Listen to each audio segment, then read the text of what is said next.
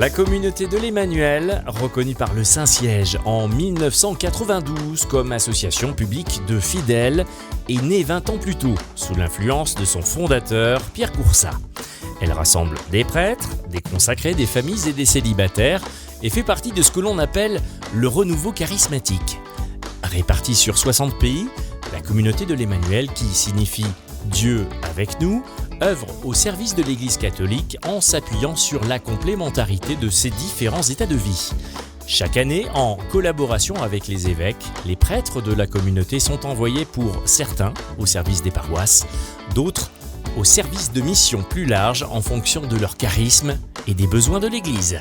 Pour mieux comprendre le rôle du prêtre en charge de la paroisse qui lui est confiée, voici le témoignage de l'un d'entre eux, le père Paul Dollier. Il revient sur son expérience de curé qui a duré 7 années en tant que modérateur des paroisses de Notre-Dame de Lourdes et Saint-Pédis à Vannes, accompagné par les pères Benoît Laude et Patrick Monnier. Rencontre au travers de son témoignage d'un prêtre parisien ordonné il y a 14 ans et novice dans sa prise de fonction de curé en 2012.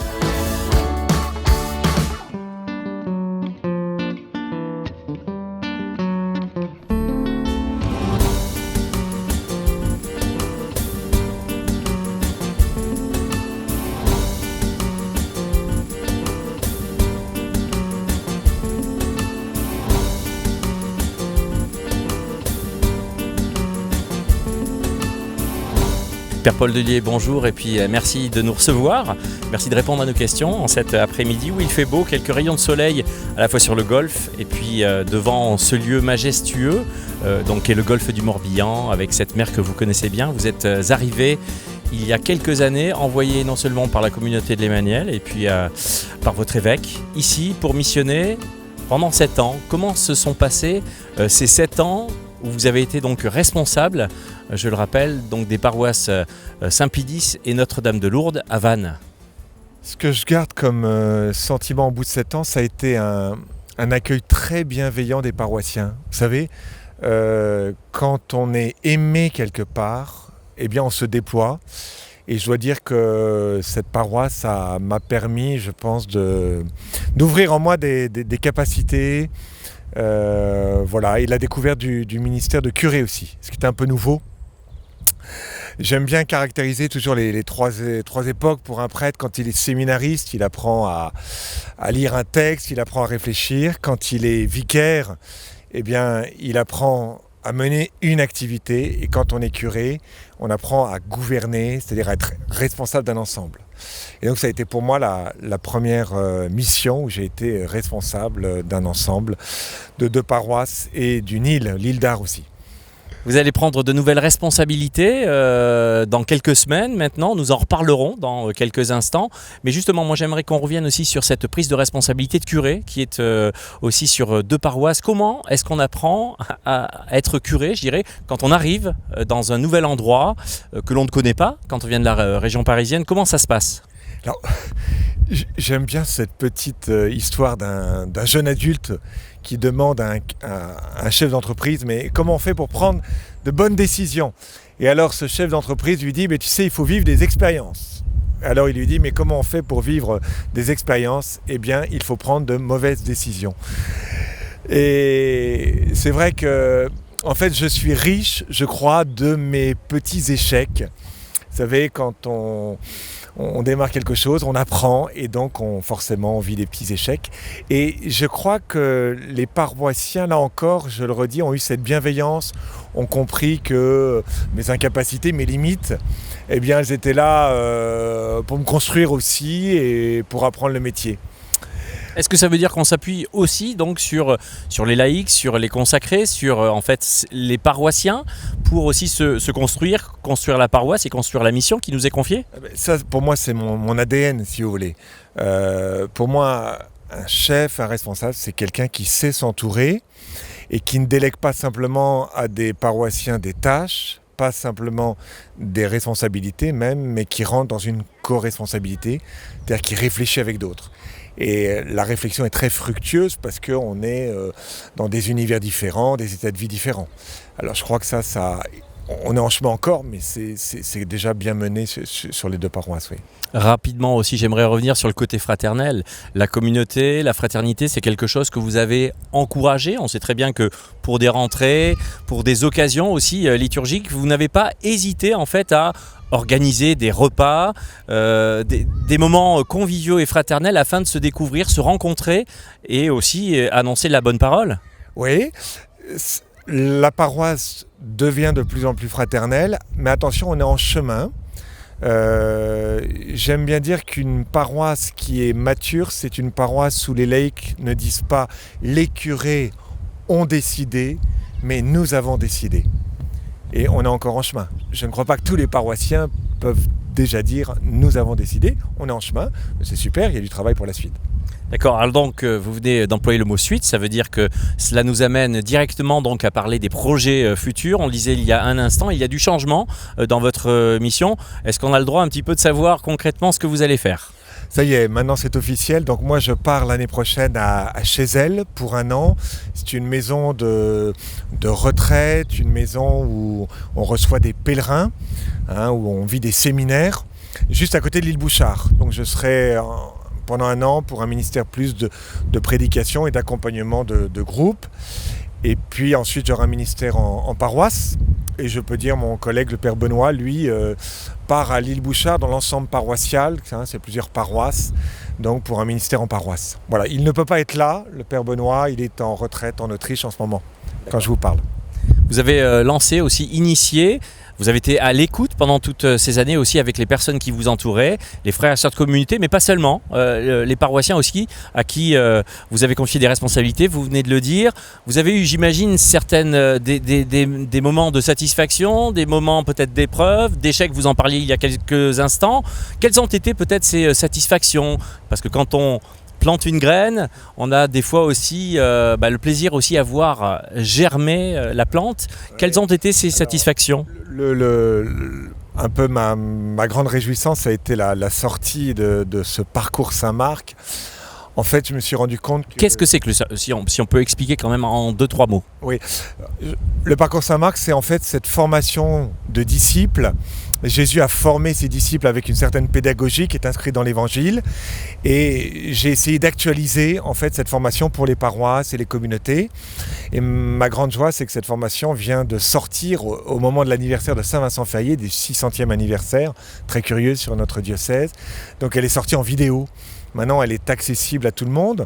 Alors, cette formation, c'est un petit peu un journal de bord, c'est-à-dire c'est ce que j'ai vécu en paroisse pendant 7 ans, avec un savoir-faire, avec des réflexions sur la manière de gouverner, sur la manière de se sanctifier. Et tout ça, ça a été inscrit dans ce parcours en vidéo, qu'on appelle MOOC.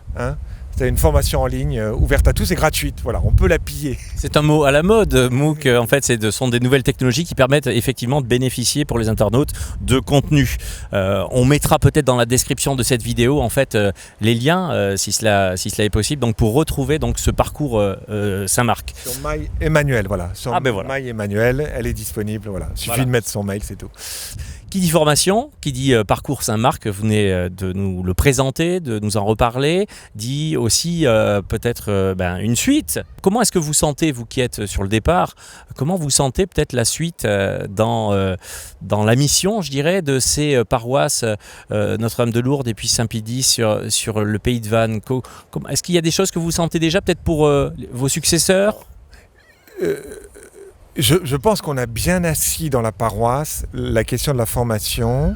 Il y a des choses à améliorer, c'est clair, mais je n'ai pas évoqué aussi le parcours Alpha, qui est une réussite pour rejoindre les personnes plus loin de l'Église. Et puis vous n'avez pas évoqué non plus tout ce qui se fait pour les jeunes, parce que aussi il y a une grosse partie en ce qui concerne la pastorale des jeunes, aussi confiée aussi aux autres prêtres qui vous accompagnent. Oui. Pardon, je vous ai coupé. Et donc voilà, on a un socle. Alors maintenant... j'aime bien dire, nous avons une Ferrari dans un garage. Donc c'est du sport en fait. Non, dans le sens que une paroisse, elle est très belle. On a des personnes qui adorent jour et nuit, l'adoration du Saint-Sacrement perpétuel. On a des gens formés, on a des gens qui ont un sens de l'accueil et du lien. Mais on peut être un peu dans l'entre-soi. Et donc la question pour moi, l'appel pour la paroisse dans les années à venir, c'est de sortir. Il faut que... D'aller aux alentours chercher D'aller aux alentours. Les personnes qui ne connaissent pas le Seigneur, la foi. Ou d'aller chercher, c'est-à-dire que j'aime bien le pape François qui dit, quand il commente la parabole de la brebis perdue, il dit en fait, nous dans l'église, il y a 99 brebis qui sont perdues, il y en a une qui est dans la bergerie et qu'on soigne et dont on prend soin, et parfois on est 1, 2, 3 pasteurs à prendre soin de la brebis. Et alors il a cette expression, une brebis, il ne faut pas simplement s'en occuper, la soigner, la coiffer, mais il faut aller la chercher, hein, et ça c'est autre chose. Donc je pense que en fait l'enjeu pour les paroisses, c'est d'aller à l'extérieur, c'est-à-dire, alors comment ? D'abord en se posant la question, qu'est-ce qui m'empêche moi d'être un saint ? Qu'est-ce qui m'empêche moi d'être totalement saisi par toi ? Au niveau de la communauté, vous voyez. Et ensuite, dans un deuxième temps, qu'est-ce qui empêche le monde de nous rencontrer et de rencontrer le Christ ? C'est mortel, hein. Une paroisse, vous voyez, qui reste en elle-même comme un ensemble clos peut mourir. Il y a cette expression d'un pasteur américain qui disait « L'impression sans expression conduit à la dépression ». Hein, l'impression, c'est-à-dire je reçois, sans expression, sans manifestation, conduit à la dépression. Donc c'est très beau, on a vécu le parcours Saint-Marc, l'évangile, mais après l'évangile, nous avons ce qu'on appelle les actes des apôtres. Et donc, la phase, je pense que le prochain curé aura ça comme mission, c'est-à-dire de passer de l'évangile aux actes des apôtres, c'est-à-dire d'être vraiment l'Église. Et comme disait James Malone, pareil, quelqu'un qui réfléchit beaucoup à la nouvelle évangélisation, il dit l'Église est la seule organisation qui existe principalement pour ceux qui n'y appartiennent pas. Donc est-ce qu'on va se poser, supplier le Seigneur pour dire écoute Seigneur, on a un trésor, on n'est pas une bande d'anciens combattants, ce trésor il est pour le monde, montre-nous comment rejoindre le monde. On va supplier devant le Seigneur et puis on va se mettre à plusieurs. C'est très curieux, mais le Seigneur donne quand on réfléchit à plusieurs. C'est le mystère du corps du Christ, de l'Église. Il y en a un qui a une idée, l'autre la complète et c'est extraordinaire. Est-ce que c'est pas aussi quelque chose que toutes les paroisses de France, de Navarre aussi, si je puis employer cette expression, devraient se poser comme question ? On va se poser, on va supplier le Seigneur, on va supplier l'Esprit Saint de venir nous montrer aussi la lumière, c'est se mettre à l'écoute aussi. En fait, c'est ce que demande le pape François pour le nouveau millénaire. Dans son texte « La joie de l'Évangile », il dit en fait, il y a des manières de faire qui fait que vous empêchez le non-croyant de venir. Mais c'est pas que vous êtes... Enfin, bien sûr, on peut être plus saint, il peut y avoir plus de prières, mais attendez, la question, c'est juste une question de méthodologie. C'est-à-dire que, posons-nous la question, mais qu'est-ce qui empêche les incroyants de nous rejoindre ? Et posons-nous la question, quels sont les ponts à vivre ? Puis l'Église doit le vivre, c'est clair, c'est la vocation de toute l'Église, oui. Et puis je crois aussi que vous insistez aussi sur l'accueil. On sait que des fois il y a des célébrations dans les paroisses, dans vos paroisses, qui justement commencent par un temps d'accueil. On se retourne, on salue la personne qui nous accompagne pour vivre aussi la célébration ensemble. Oui, on essaye. En fait, on s'aperçoit que, par exemple, le mois de septembre, beaucoup de recommençants viennent à la paroisse. S'ils ne sont pas accueillis dans les premières semaines, eh bien, ils n'ont pas rencontré des frères, ils n'accrochent pas. Hein. Qu'est-ce qui fait qu'on aime bien notre paroisse ? C'est parce qu'on est reconnu, qu'on est appelé par son prénom. Parfois, pour certains, on découvre d'abord l'Église avant de découvrir le Christ. C'est curieux, hein ? Mais j'ai d'abord découvert des frères, des sœurs, des gens qui m'aimaient, des gens qui me demandaient quelque chose. Et ces gens-là m'ont conduit au Christ. Voyez ? Donc c'est important de soigner l'accueil, c'est important d'être humain. L'Église, il faut qu'elle soit humaine. Elle est vraiment humaine et vraiment divine à l'image du Christ, mais qu'elle soit humaine, qu'elle soit dans le monde. Voilà. Ça me rappelle un petit peu le témoignage qu'a donné votre catéchumène à la Vigile Pascale, qui a donc justement vécu cette fraternité avant de faire cette démarche de baptême dans l'Église, ce soir de Vigile Pascale qui vient de se dérouler.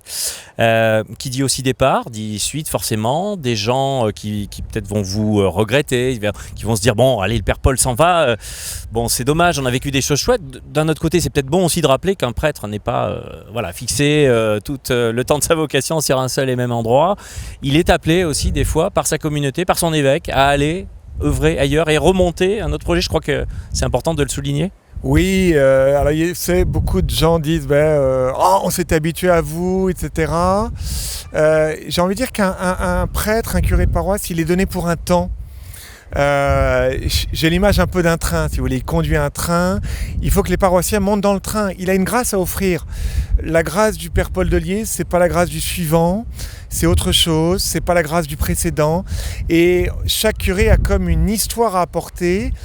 Et à la fois le curé doit monter dans le train qu'est la paroisse, elle a une histoire aussi, il faut qu'il intègre qu'il a à se convertir avec le peuple qui lui est donné. Mais ces paroissiens aussi ont à monter dans le train. Voilà, et donc parfois regretter ou s'arrêter à une figure sacerdotale, c'est un peu stagner et ne plus progresser.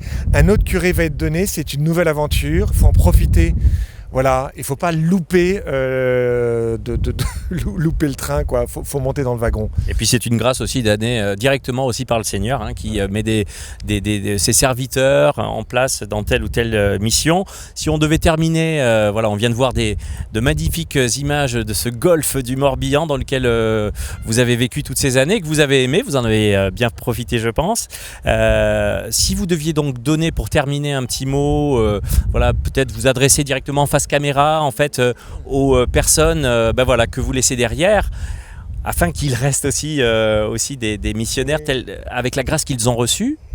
Moi je remercie, j'avais envie de remercier en fait peut-être en quelques paroissiens qui sont des figures en fait qui ont toujours été sur la paroisse. Ils m'ont dit en fait nous on a vu la paroisse se construire.